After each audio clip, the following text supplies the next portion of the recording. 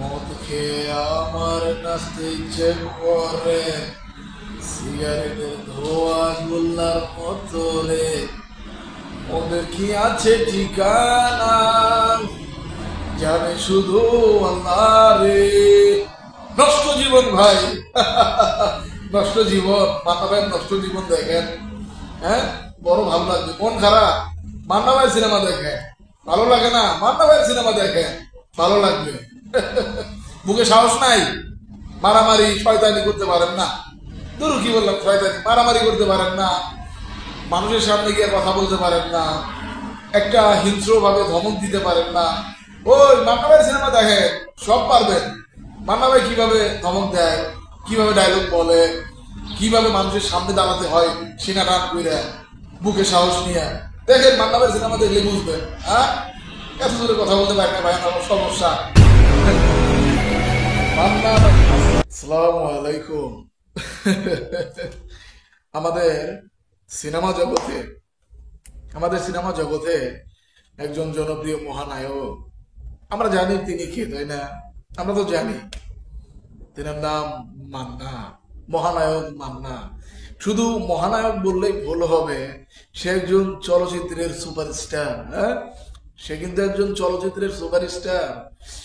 বিগত দিন ধরে সাকিব থেকে শুরু করে শেষ পর্যন্ত যারাই আসুক না কেন ওই চলচ্চিত্রে, শেষ পর্যন্ত যে আসুক না কেন, যেই সুপারস্টার হোক না কেন, যাকেই সুপারস্টার নাম উপাধি দেওয়া হোক না কেন, আমরা যারা মান্নার ভক্ত, আমরা যারা অভিনেতা চিনি, আমরা যারা মান্না ভাইয়ের সিনেমা দেখি, আমরা এক কথায় বলবো, আগেও মান্না ভাই সুপারস্টার, পরেও মান্না ভাই সুপারস্টার, এবং কি শেষ পর্যন্ত মান্না ভাই সুপারস্টার।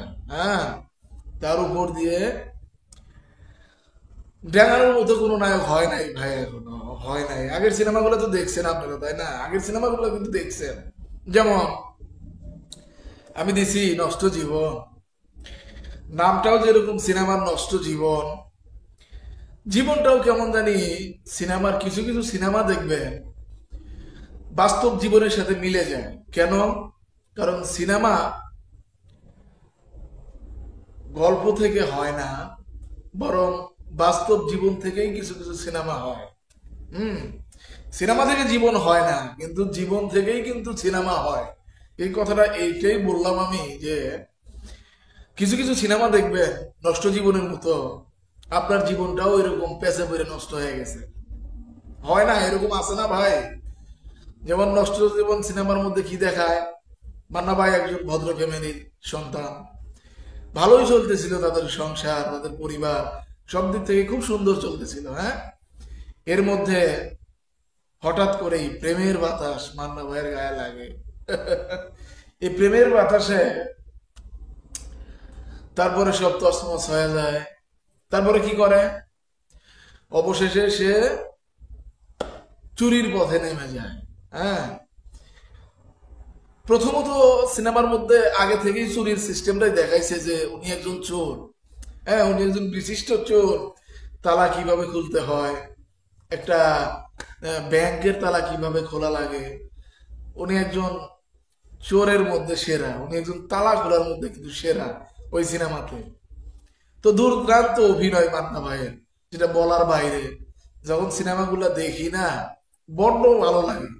এখনো যখন ওই সিনেমা, পুরোনো সিনেমাগুলো দেখি, মান্না ভাইয়ের ডায়লগ, মান্না ভাইয়ের কথা, যখন এখনো মান্না ভাইয়ের সেই দাপট, সেই ডায়লগ গুলো এখনো দেখি সিনেমার মধ্যে, না বড্ড ভালো লাগে ভাই, সত্যি অনেক ভালো লাগে। আমি জানি ভক্তদের মাঝে সবচাইতে বেশি মান্না ভাইয়ের ভক্ত। আমি জানি, আমি জানি বাংলাদেশে মান্না ভাইয়ের ভক্ত বেশি, এটা ভালো করে জানি। হ্যাঁ, তারপরেও মনে পড়ে, তাই ভিডিও বানাই মান্না ভাইকে নিয়ে। কারণ যে ভালো, তার ভালোর গুণগান করা, এটা তো স্বাভাবিক, তাই না? ভালোর গুণগান করতেই হবে।